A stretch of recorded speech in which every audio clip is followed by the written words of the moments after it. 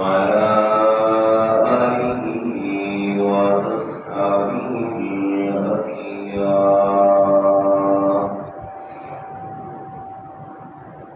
أما بعد فأعوذ بالله من الشيطان الرجيم.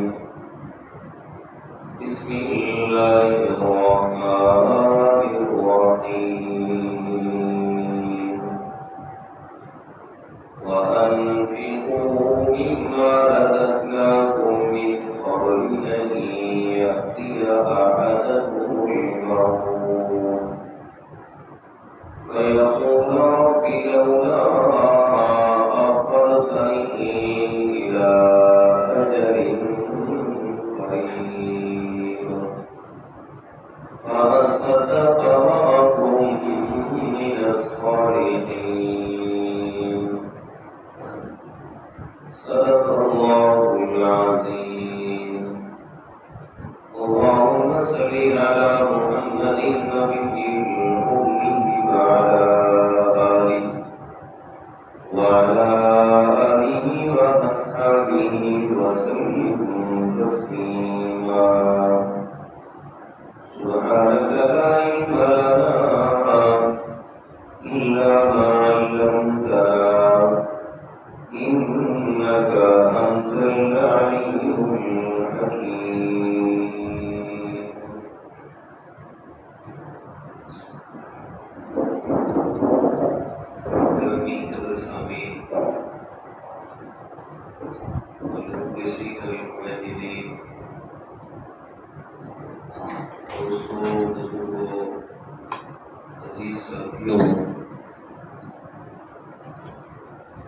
یہ بات اظہر من الشمس ہے کہ پیارے پیغمبر امام الانبیاء سرور کائنات جناب محمد الرسول اللہ صلی اللہ علیہ وسلم جو شریعت مطہرہ لے کر ہمارے پاس تشریف لائے ہیں، وہ ایسی کامل اور متوازن شریعت ہے کہ دنیا کائنات کے اندر اس کی مثال اور نظیر نہ ملتی ہے اور نہ کوئی پیش کر سکتا ہے۔ شریعت اسلامیہ نے زندگی کے ہر شعبے سے متعلق اصول و قوانین دیے۔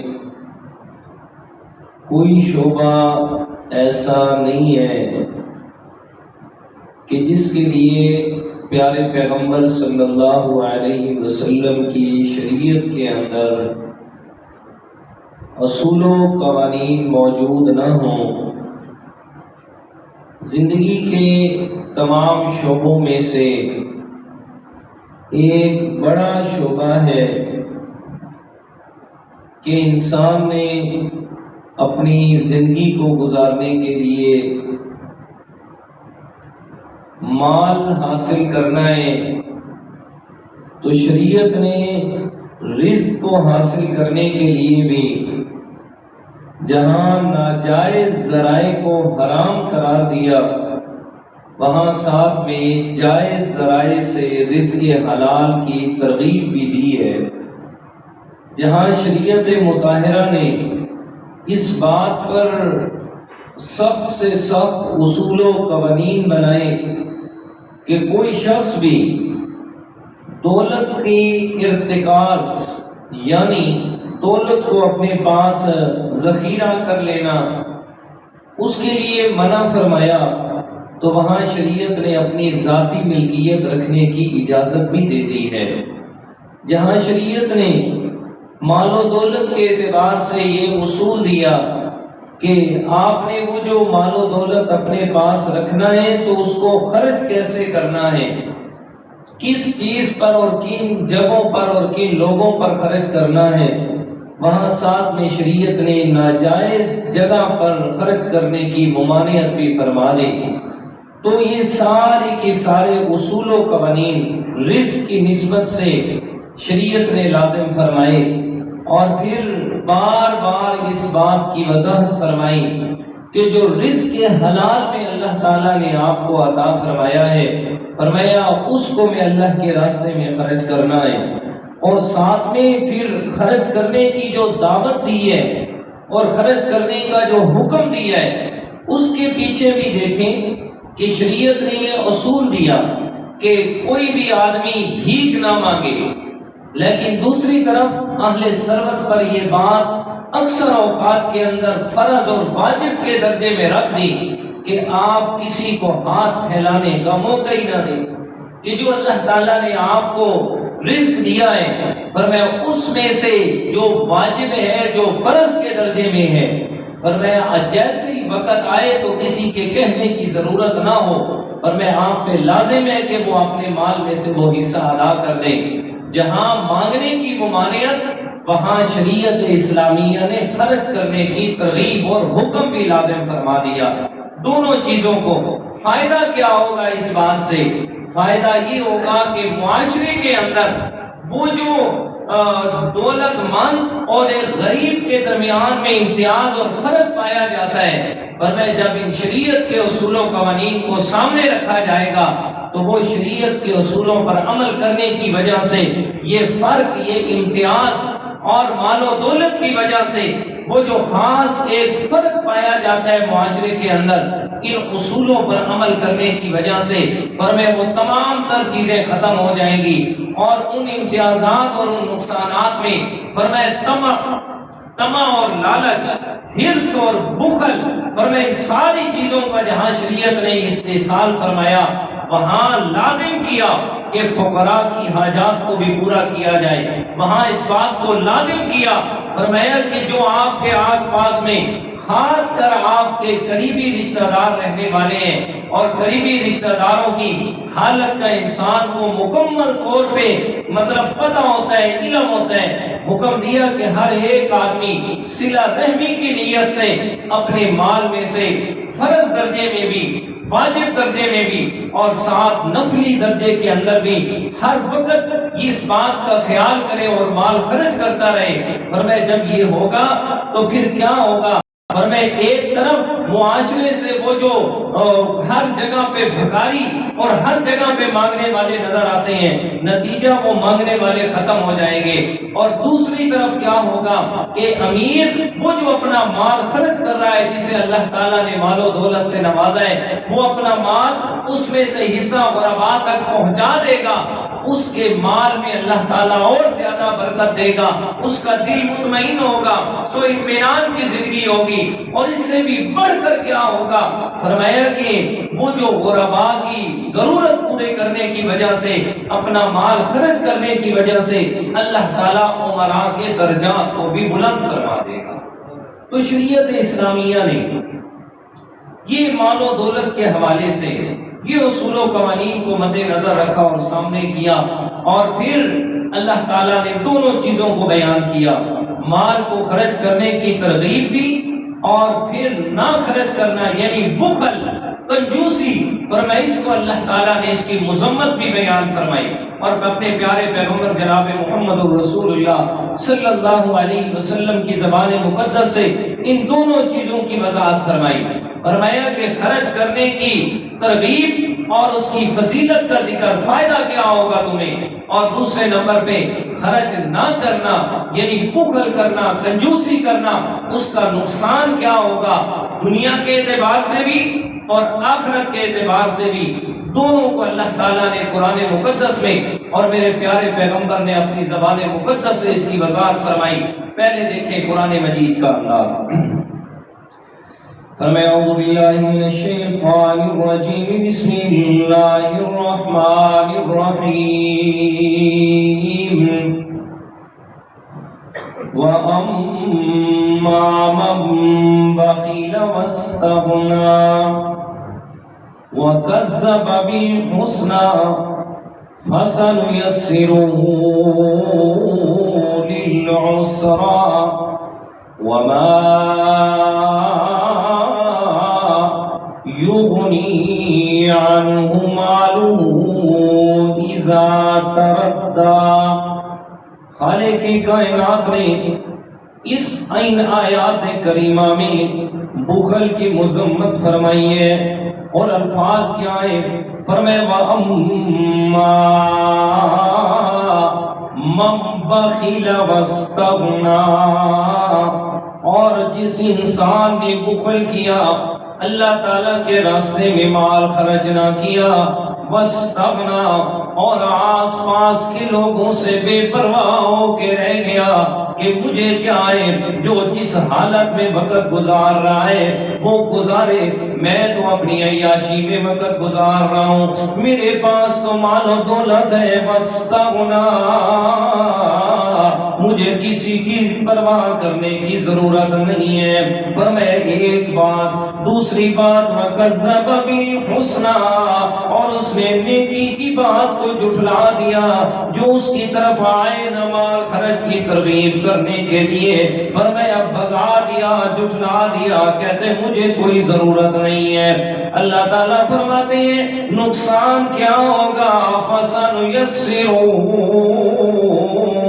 لِلْعُسْرَى، میں اللہ تعالیٰ نے اسے تنگی کی طرف، سختیوں کی طرف میں اللہ تعالیٰ نے اس کو پہنچا دینا ہے۔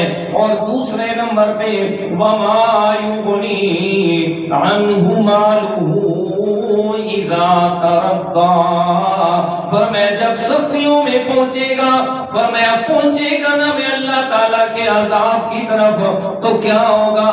یہ مال و دولت، فرمایا یہ اس کا جناب اتنا بڑی چیزیں جو اس نے اکٹھی کی ہیں، فرمایا وَمَا يُغْنِي، اس عذاب سے بچانے میں کوئی بھی چیز اس کے کام نہیں آئے گی۔ فرمایا تو بخل کرنا، اپنے مال و دولت کو فرمایا مرتکز کر کے، اتکاز کر کے، جناب محفوظ کر کے رکھ دینا، اور آس پاس کے لوگ بھوک کے ہاتھوں سختیوں سے وقت گزار رہے ہیں، فرمایا اس کے لیے بڑا اللہ تعالیٰ نے سخت فرمایا، اور فرمایا وَمَن يَبْخَلْ فَإِنَّمَا يَبْخَلُ عَن نَفْسِهِ وَاللَّهُ الْغَنِيُّ وَأَنْتُمُ الْفُقَرَاءُ۔ فرمایا سورہ محمد صلی اللہ علیہ وسلم کی آخری آیت کریمہ، اللہ تعالیٰ فرماتے ہو دنیا والوں، اگر تم بخل کرو یا میں اللہ کے راستے میں خرچ کرو، میں اللہ تعالیٰ کو کسی چیز کی ضرورت نہیں ہے، نعوذ باللہ میں کوئی محتاج نہیں ہوں کہ میں تمہارے مال کی طرف دیکھ رہا ہوں۔ فرمایا نا، فرمایا وَمَن يَبْخَلْ فَإِنَّمَا يَبْخَلُ عَن نَفْسِهِ، جس نے بھی بخل کی ہے اس نے اپنا نقصان کیا ہے۔ اللہ اکبر۔ اور میری ذات کیا ہے؟ واللہ هو الغنی، اور میں مالدار ہوں، میں تو بے پرواہ ہوں، انتم الفقراء، اور تم ہی محتاج، تم ہی محتاج ہو، تمہیں میں اللہ تعالیٰ نے حاجیاں دی ہے، اس لیے میں اللہ تعالیٰ تمہیں کام دے رہا ہوں۔ جس کے پاس مال و دولت ہے اسے چاہیے آپ بخل نہ کریں بلکہ میں اللہ کے راستے میں خرچ کریں، اور جس نے بخل نہیں کیا تو کیا فائدہ ہوگا؟ وَمَن يُوقَ شُحَّ نَفْسِهِ فَأُولَئِكَ هُمُ الْمُفْلِحُونَ، جس نے اپنے آپ کو بخل سے بچا لیا، کنجوسی سے بچا لیا تو کیا فائدہ ہوگا؟ میں رب کہہ رہا ہوں، میں اللہ تعالیٰ نے اس کو کامیاب کرنا ہے۔ جی آپ دیکھ لیں کہ جو بھی مال خرچ کرنے والا ہے نا رب کے راستے میں، اسے کبھی بھی اللہ تعالیٰ کی طرف سے کیا کہتے ہیں، اسے آزمائشیں اور اللہ تعالیٰ کی طرف سے سختیاں اور رب کی طرف سے ایسی مصیبتیں اچانک نہیں اس کے اوپر آئیں گی جو اور لوگوں پر نازل ہو رہی ہوتی ہیں۔ آپ تجربہ کر کے اس چیز کا دیکھ رہے ہیں۔ ہاں، اور دیکھیے گا حدیث قرآن مجید کی آیت سورۃ البقرہ 3 پارہ، اللہ تعالیٰ فرماتے ہیں الشیطان یعدکم الفقر وَيَأْمُرُكُمْ بِالْفَحْشَاءِ۔ او اہل ایمان خیال کرنا، میں اللہ تعالیٰ نے شیطان کو تمہارا دشمن قرار دیا ہے۔ سورہ فاطر میں فرمایا ان الشیطان لکم عدو فاتخذوه عدوا۔ او کائنات کے لوگوں، شیطان تمہارا دشمن ہے، تم بھی اسے دشمن بناؤ، تم بھی اسے اپنا دشمن مانو، تم بھی اسے اپنا خیر خواہ نہ بناؤ، بلکہ دشمن مانو گی تو تبھی اسے اپنے آپ کو بچا پاؤ گے۔ اب وہ دشمن کیا کہتے ہیں؟ فرمایا الشیطان یعدکم الفقر ویأمرکم بالفحشاء۔ وہ شیطان تمہارا دشمن تمہیں مال خرچ کرنے سے روکتا ہے اور کہتا کیا ہے؟ یعدکم الفقر، اگر اللہ کے راستے میں مال خرچ کرو گے تو تمہیں محتاجی آ جائے گی، تمہارا مال ختم ہو جائے گا، فقیری آ جائے گی، اوروں کو دے رہو اور جناب اپنے اوپر فقر و فاقے آ جائیں گے۔ کیا ضرورت ہے مال خرچ کرنے کی؟ فرمایا اللہ کے راستے میں مال خرچ کرنے سے روکتا ہے اور لگواتا کدھر ہے؟ وَيَأْمُرُكُمْ بِالْفَحْشَاءِ۔ فرمایا سیدھی جگہ سے روک لیتا ہے اور بے حیائی کے کاموں میں تمہارا مال لگواتا ہے۔ یہ بھی آپ معاشرے میں نظر دوڑا کے دیکھ لیں، جو سیدھی سائڈ پہ نہیں لگا رہے ہوتے نا، پھر ان کی حالت دیکھا کریں کہ کیسے وہ برائیوں اور بے حیائیوں پر پیسے اڑا رہے ہیں جی، لاکھوں روپے۔ اس کی میں اکثر بڑی مثال دیتا ہوں، شادی جائے نا، شادیوں میں کیا ہوتا ہے؟ بڑے بڑے ڈھول تماشے اور جناب وہ اسے بیل کہا جاتا ہے، بیل 5000 کی 500 کی وہ بیلیں دی جا رہی ہوتی ہیں اور لاکھوں روپے ادھر اڑایا جا رہا ہوتا ہے۔ لیکن جب نکاح کی باری آتی ہے نا تو دو چار بڑے معزز آدمی آ کے ہمارے کان میں استاد جی کوئی گزار بڑا غریب آدمی، شادی ہو رہی ہے، شادی حال میں لاکھ 1.5 لاکھ 2 لاکھ اس کا کرایہ دیا ہے، وہاں غربت نہیں ہے جی۔ بے حیا عورتوں کو بلوائے، گانے گانے والے اور والیاں بلوائی ہیں، لاکھوں روپے ادھر لگا دیے، وہاں غربت نہیں ہے۔ بے جا ولیمے پہ خرچہ کیا ہے، وہاں غربت نہیں ہے۔ بیٹی کو بے جا حد سے زیادہ جہیز دی ہے، وہاں بھی غربت نہیں ہے۔ ساری غربت آخر میں آ کر ایک سیدھے راستے میں خرچ کرنے کی باری آئے گی نا، منتیں کر استاد جی مہربانی کرو، استاد جی مہربانی کرو۔ ایک جگہ تو مجھے کہا استاد جی مہربانی کرو، میں کہتی ارے تو کس بندے تو تے اللہ واسطے لگ رہا ہے؟ دلہا صاحب پہ اللہ واسطے لگتا ہے، صدقہ لگتا ہے؟ کہتے کیوں استاد جی؟ میں کہ میں اللہ واسطے نکاح کے 1000 روپے صدقہ دیتا ہے، یہ بھی دے ہوتا، یہی ہے نا بات، اب مہربانی نہیں ہو سکتی ہے تو کیا ہے؟ فرمایا یعیدکم الفقر، شیطان سیدھے راستے پہ خرچ کرنے کے لیے محتاجی کو یاد دلاتا ہے۔ خیال کرنا مر جاؤ گے کہاں سے اتنے پیسے پورے کرو گے؟ لیکن دوسری طرف وَيَأْمُرُكُمْ بِالْفَحْشَاءِ، لیکن وہی شیطان پیسہ جو بچائے ہے سیدھے راستے سے وہی بے حیائی کے کاموں پہ اسے لگوائے گا۔ اللہ تعالیٰ فرماتے ہو میرا بندہ مومن خیال کرنا، وَاللَّهُ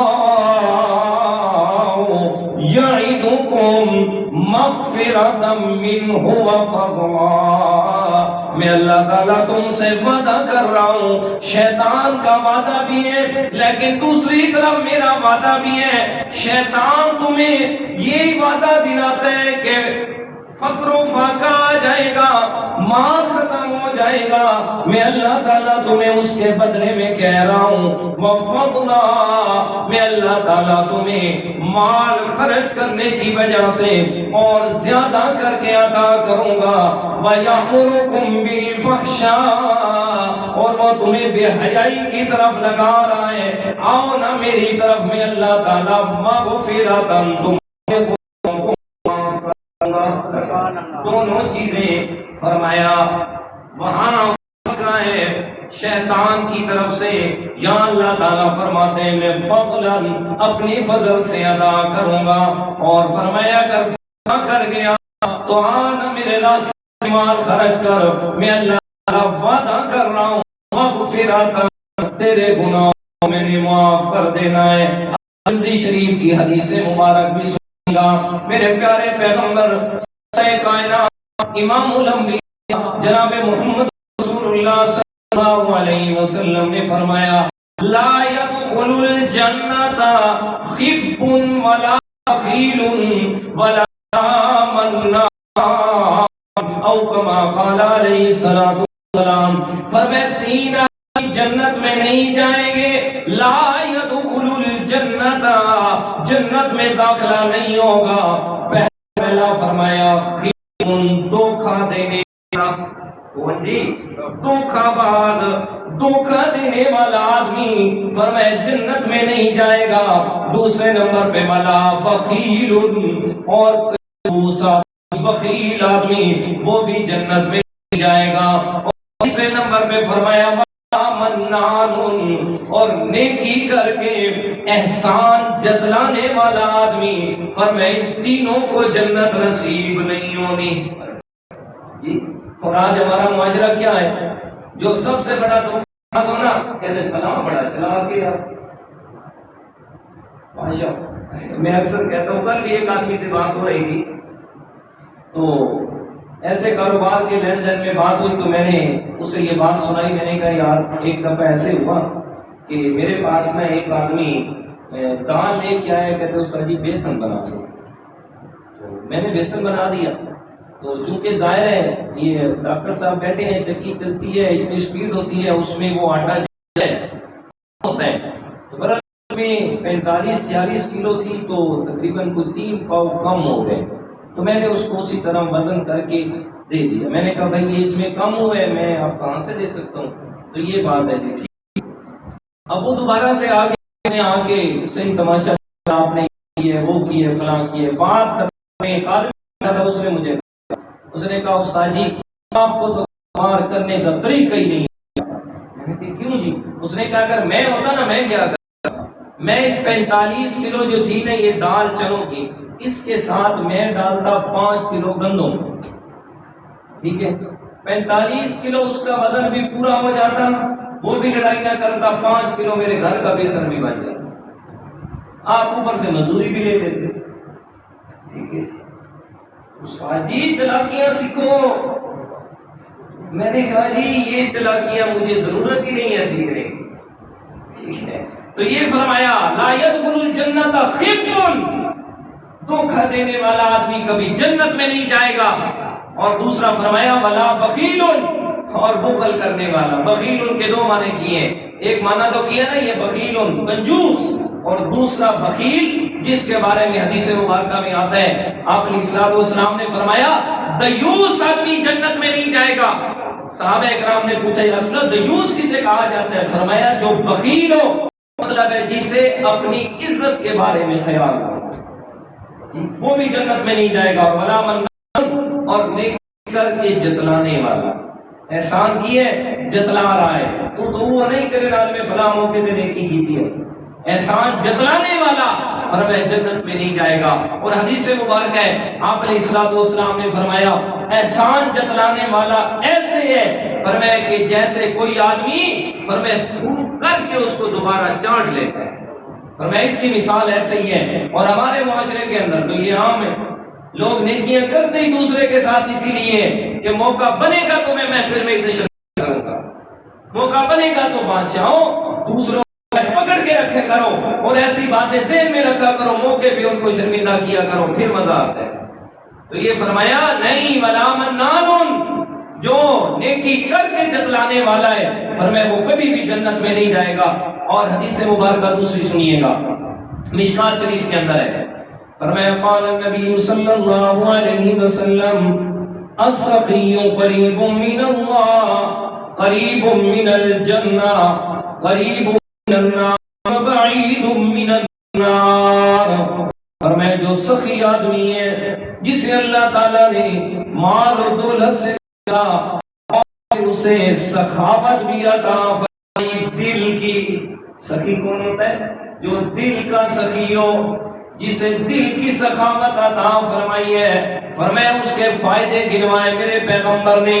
سب سے پہلی چیز قریب من اللہ، جو سخی ہے وہ اللہ تعالیٰ کے قریب ہوتا ہے۔ دوسرا قریب من الجنہ، وہ آدمی جنت کے قریب ہوتا ہے۔ قریب من الناس، لوگوں کے ساتھ بھی پیار اور محبت ہوتی ہے۔ بعید من النار، اللہ تعالیٰ اس کو جہنم سے دور فرما دیتے ہیں۔ اور دوسرا فرمایا والبخیل، بعید من اللہ، بخیل آدمی وہ اللہ تعالیٰ سے دور ہوتا ہے۔ بعید من الجنہ، جنت سے بھی دور ہو گیا۔ بعید من الناس، لوگوں کے ساتھ بھی پیار اور محبت ہے۔ قریب من النار، ایسا بخیل فرمایا وہ جہنم کے قریب ہوتا ہے۔ اور حدیث مبارکہ سنیے گا، اللہ کے پیارے پیغمبر نے فرمایا ولا جاہل سخی احب من اللہ من عابد بخیل، او کما قال علیہ الصلوۃ والسلام۔ اللہ تعالیٰ کے پیارے پیغمبر نے فرمایا ولا جاہل سخی، جاہل لیکن سخی آدمی ہے، احب الی اللہ من عابد بخیل، اور اس کے مقابلے کے اندر دوسرا آدمی فرمایا ہے تو عابد، ہے تو بڑا عبادت گزار، لیکن بخیل ہے، بخل کرنے والا ہے۔ فرمایا اللہ تعالیٰ کے ہاں جو بخیل آدمی ہے، ساتھ میں عابد ہے، اس کی عزت اور قدر نہیں ہے، لیکن جاہل سخی آدمی کا عظمت اور مرتبہ زیادہ ہے۔ اس لیے میں اکثر جو جملہ کہتا رہتا ہوں نا کہ صرف نمازاں تے حجاں دے نال کچھ نہیں بنتا، کچھ بننے والا نہیں ہے میرا بھائی، یہ خیال کیجئے گا۔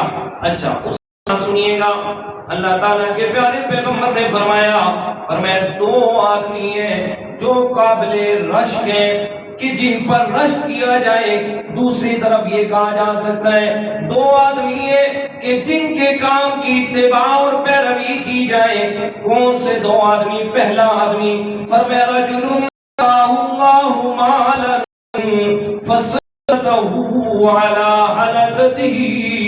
فرمایا وہ آدمی جسے اللہ تعالیٰ نے مال و دولت سے نوازا، پھر وہ اپنے مال و دولت کو سیدھی جگہ پہ خرچ کر رہا ہو، صحیح مخرج پہ، صحیح مصرف پہ اپنا مال لگا رہا ہے۔ اللہ تعالیٰ کے پیارے پیغمبر نے فرمایا یہ قابل رشک آدمی ہے۔